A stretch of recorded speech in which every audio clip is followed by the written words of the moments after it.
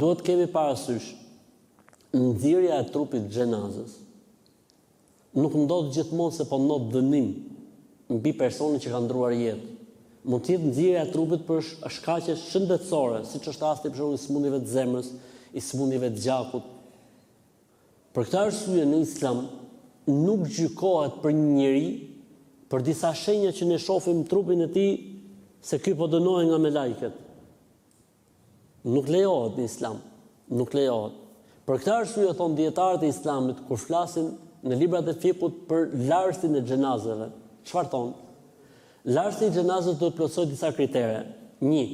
Duhet të di rregullat e larjes së xhenazës, duhet të jetë korrekt në këtë pikë.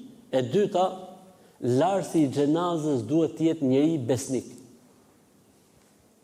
Dhe njeri, si më thon, i ruajtjes së gjuhës së tij. Ja, mund ndodhi një situatë e tillë, që duke larë xhenazën, ai shep shumë trupin e tij të nxjerr. Po ky trupi i nxjerr mund të jetë për shkak të një sëmundje që ka pas i ndjeri, Zoti më shëroft.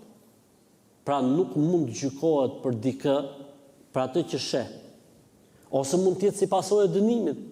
Mund të jetë jo besimtar dhe Zoti thotë në Kur'an se kur jo besimtarve ju merren shpirtrat, me lajket i godasin.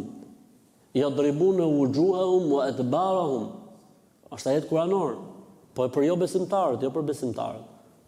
Nëse ndodh që shohim se një besimtar i është nxjerr trupi gjatë larjes së xhenazës, e para nuk duhet ta tregojmë këtë gjë, dhe e dyta nuk na lejohet ta paragjykojmë.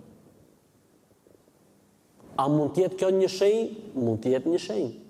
Në rast se s'ka sëmundje, në rast se nuk ka asnjë arsye klinikale shkencore që trupi i tij të nxjerr dhe lindëzim, ky është një argument i qartë.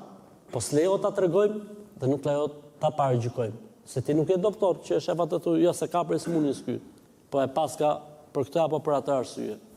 Kështu që kjo është një fushë që i takon Zotit dhe nuk i lejohet askujt gjykojë. Ajo që unë kam thënë ka qenë trajtim, si më thoni, i vdekjes dhe shenjave të njeriut kur ndron një jetë etj, por nuk është gjykim për çdo individ që kujt i ndodh kjo punë do të thotë se kështu.